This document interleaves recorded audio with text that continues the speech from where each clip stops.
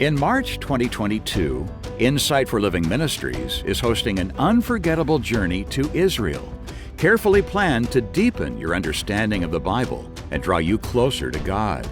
Chuck Swindoll. For thousands of years, no place has been more meaningful to God's children than the land of Israel. The rugged landscape reminds us to find refuge in God alone. The fertile valleys invite us to follow our shepherd. Jerusalem's position at the very center of the world announces the good news of Christ to every nation. And now you can see Israel with Chuck Swindoll and Insight for Living Ministries, March 6th through 17th, 2022. Every time I visited the Holy Land, I've returned home with a refreshed heart for God and a renewed vision for the world. Really, I mean it every time. And so I want you to have the same life-changing experience. To learn more, go to insight.org/events or call this number, 1-888-447-0444. Insight for Living Ministries tour to Israel is paid for and made possible by only those who choose to attend.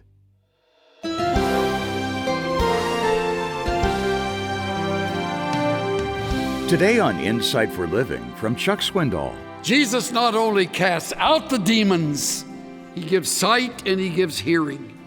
He gives the ability to speak. The crowd appropriately is amazed. They're not just following now to have their stomachs filled. They're not following just to see things like this happen. They now reason in their mind, could it be that this is Messiah?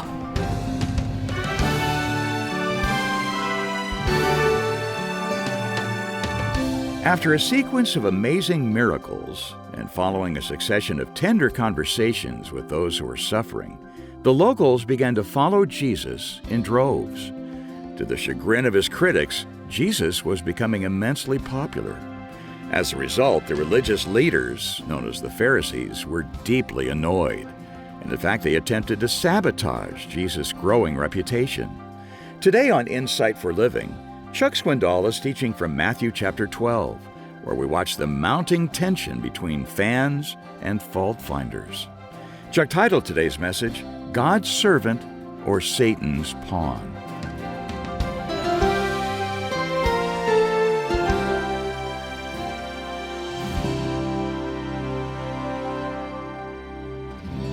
We're going through the Gospel by Matthew, and we've come to the 12th chapter.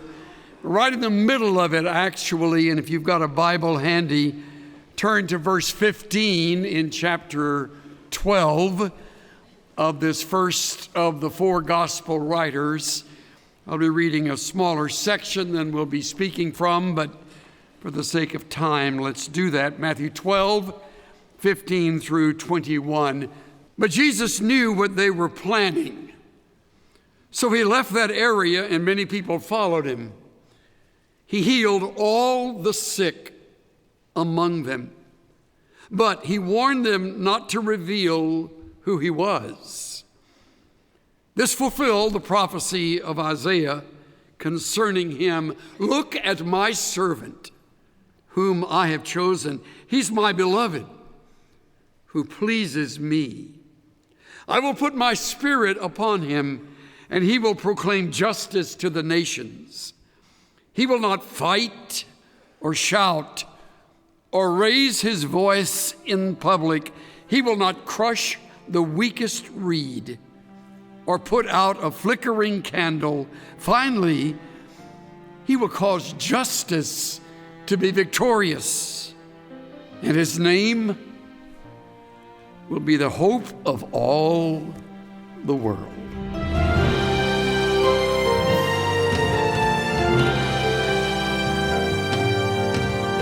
You're listening to Insight for Living. To study the book of Matthew with Chuck Swindoll, be sure to download his Searching the Scriptures studies by going to insightworld.org/studies. And now the message from Chuck about God's servant or Satan's pawn. How do you respond when you know someone has it in for you? I mean, it seems to be their delight to make life miserable. And no matter how hard you try, they absolutely will not get along. In fact, you know for sure that they're working against you. I know right now we're all dressed up and we don't want to admit the truth. We want to look like we are dressed, but when we're not so attractive and nobody else is looking, don't you just hate that? I mean, don't you just think if I could just get even? That's like the bumper sticker. I don't get mad, I get even. I read this past week about a man who couldn't get along with his wife. To make matters worse, he couldn't get along with his mother-in-law. To make it even worse, mother-in-law lived with the man and his wife. So he couldn't take it one day and finally decided he needed to get out and get a little fresh air and jog and walk and get away for a while. So he takes a long time doing that, gets fairly close to home, and he looks over to his right and sees a strange sight. There's a hearse. There's a big dog in the hearse. And then behind the hearse is a second hearse. And behind the second hearse is a long line of about 30, 40 men walking in line. So he walks over and he knocks on the door, and the guy rolls down the window. He said, "Oh, this dog is all over." He said, "What is this?" He said, "Well, in this casket is my wife. And in that casket is my mother-in-law. And this dog killed both of them." The guy goes, "Can I borrow that dog?" And the guy says, "Get in line."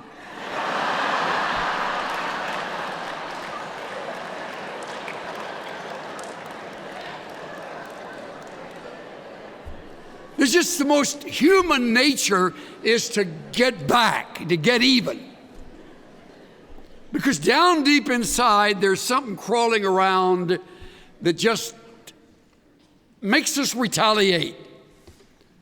And even though we don't like to admit it, we understand folks who keep up the fight, especially when they've tried to get along and they can't make it work.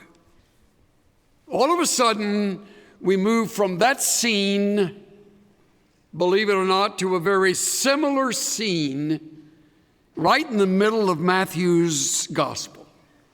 Here's Jesus, who has done only right things, said right words, responded in right ways, cared about others, never once did wrong, never once, and he's being followed by those who are determined to make his life miserable. They're called Pharisees. Slice it any way you like, they're not good people. They begin when he comes on the scene to be curious, and their curiosity grows into suspicion. And then when he begins to expose them for who they really were, then the suspicion turns to resentment. And then it gets really downright ugly. And before long, there's nothing he can do that they see as right. He threatens them by his words because the words are true, but no one else would ever dare say them. He calls them hypocrites, which they were. And he didn't back down when they tried to intimidate. And finally, it reaches a climax.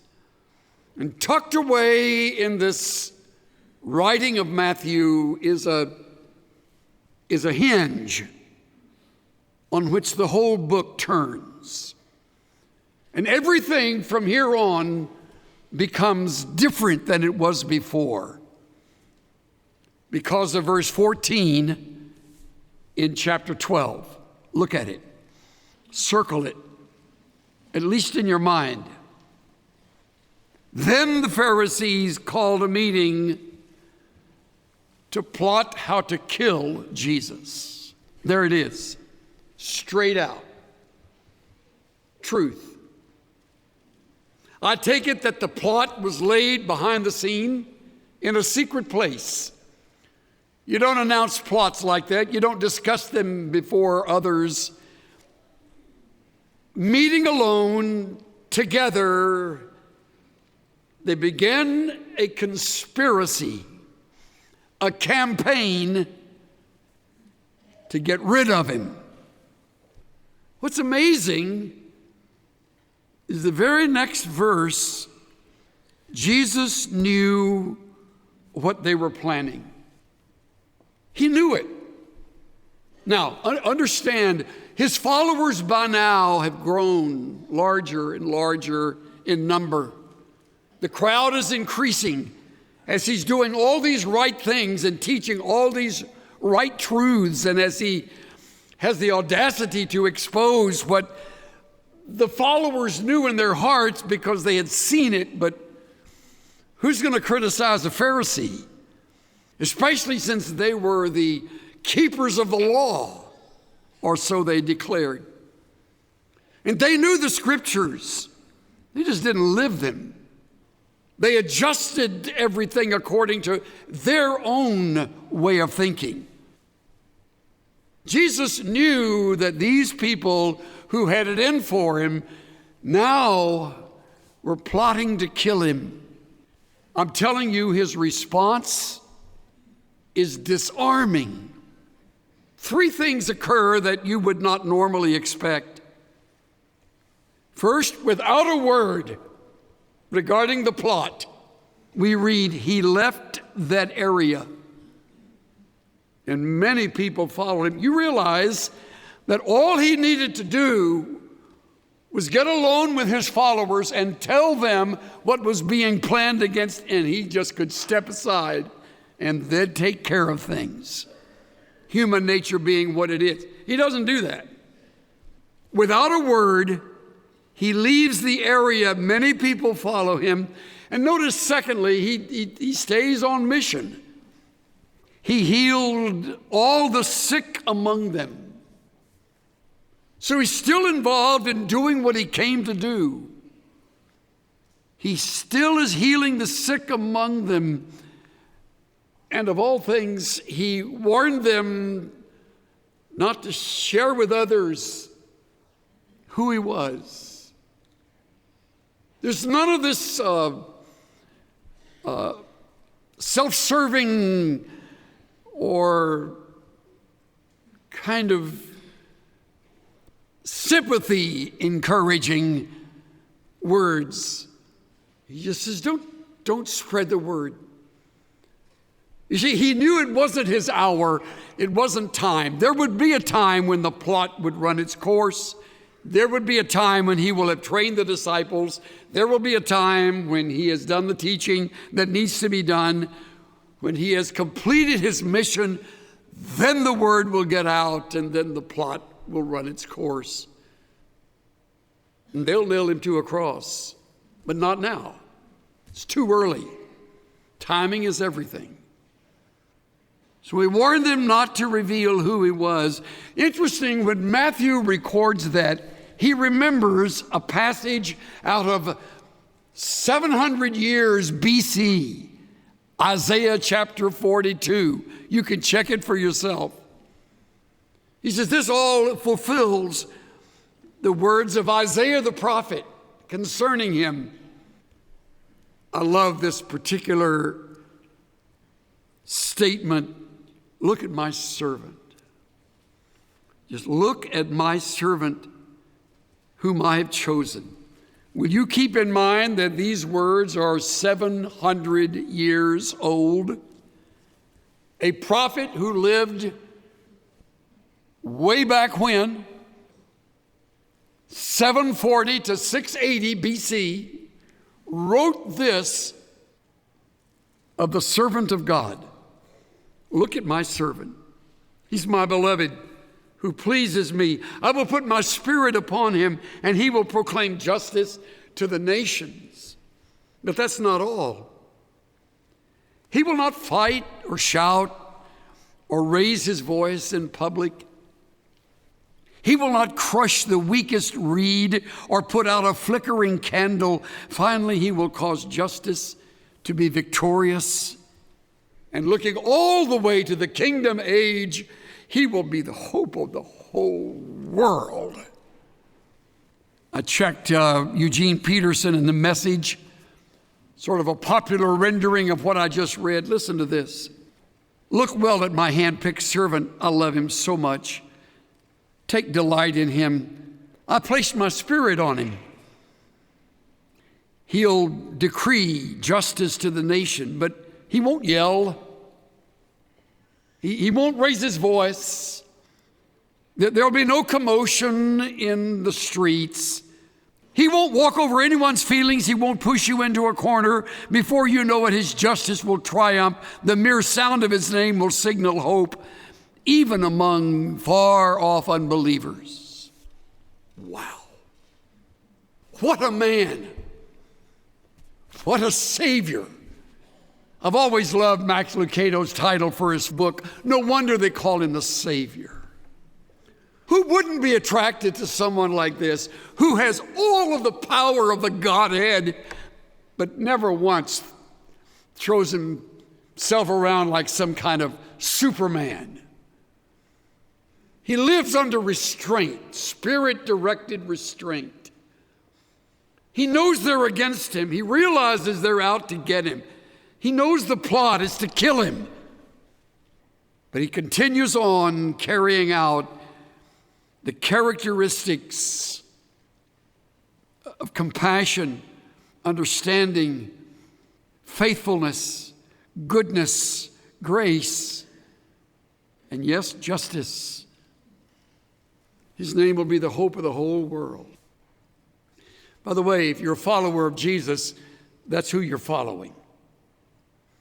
Good choice. Good decision. Walk with him. Learn from him.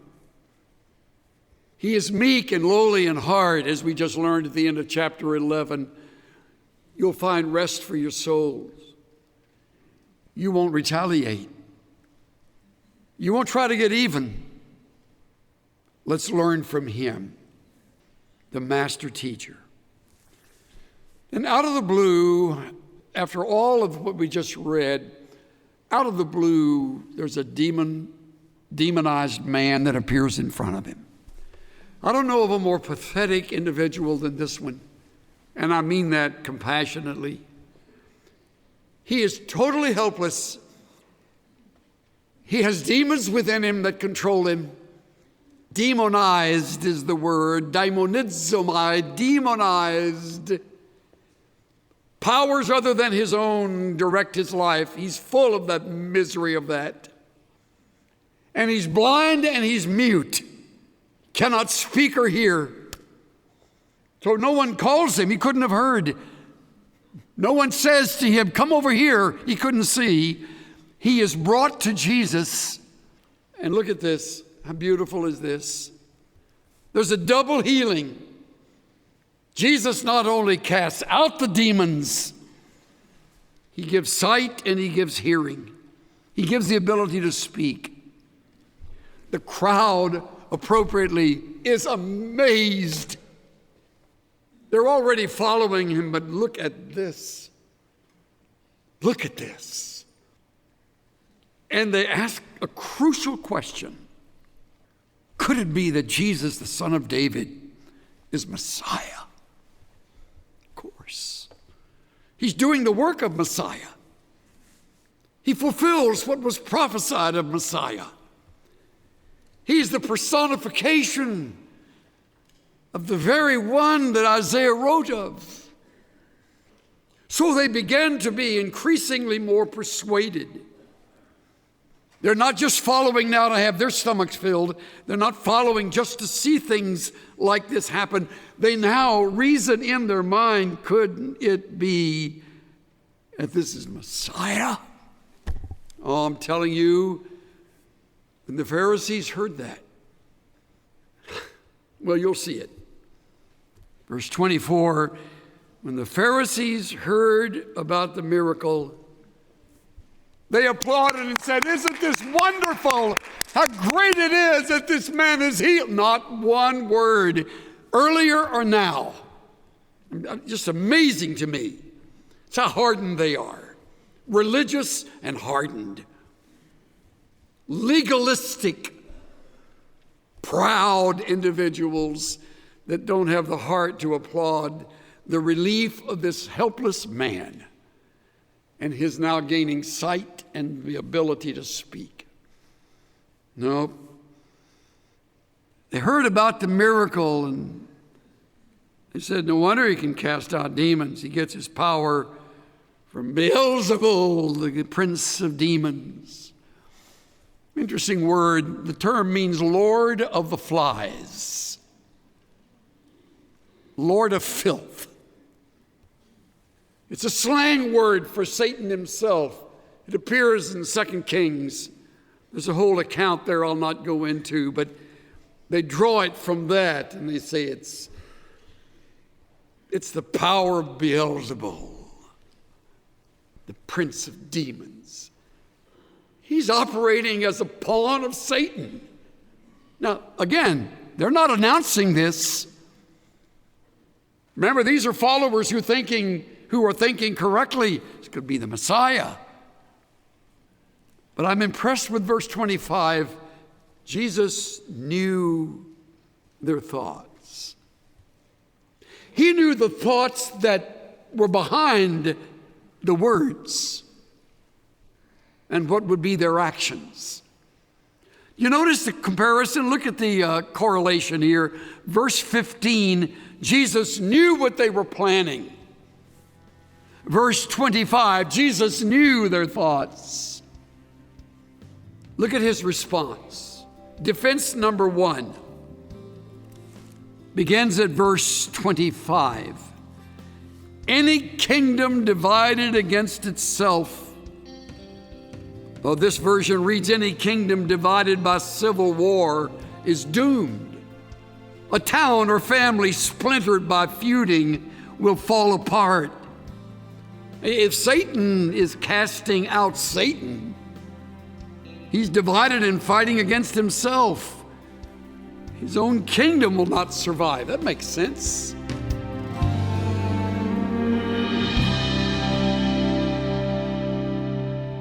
We're midway through a message from Chuck Swindoll titled with a question, God's servant or Satan's pawn?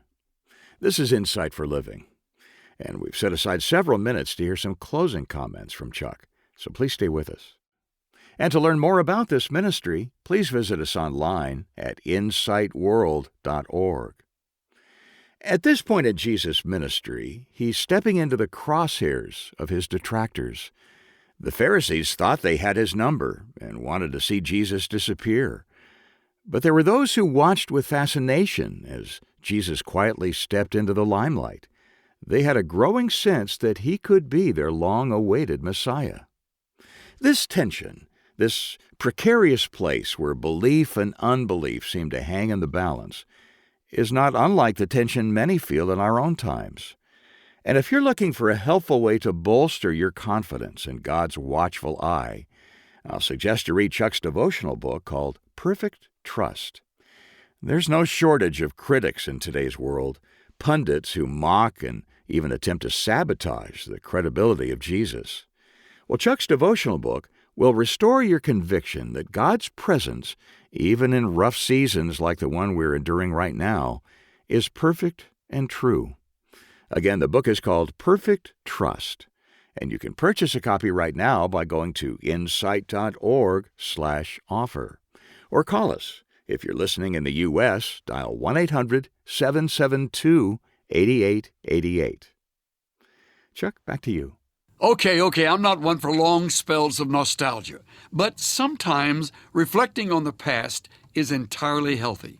In fact, it's biblical.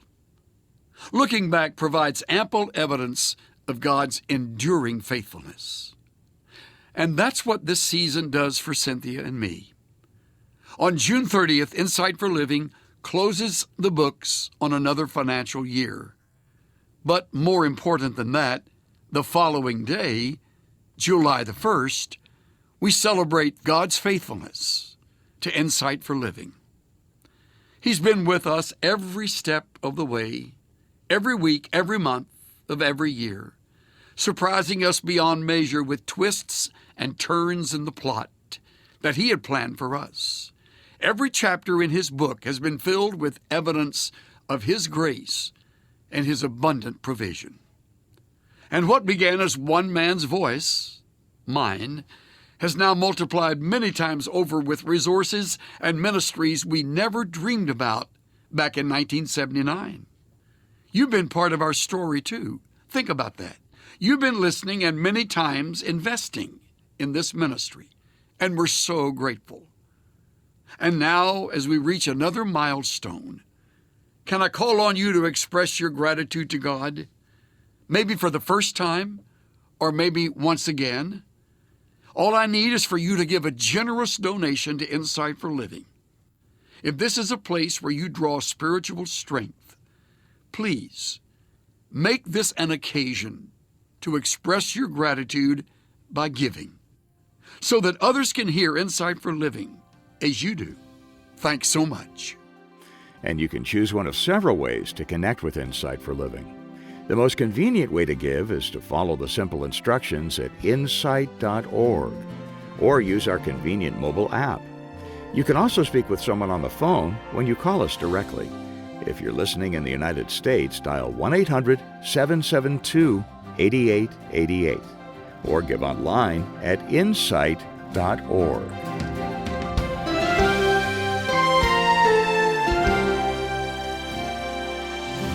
Chuck Swindoll offers biblical wisdom on how to identify a spiritual phony, Thursday on Insight for Living. The preceding message, God's Servant or Satan's Pawn, was copyrighted in 2016 and 2021, and the sound recording was copyrighted in 2021 by Charles R. Swindoll, Inc. All rights are reserved worldwide. Duplication of copyrighted material for commercial use is strictly prohibited.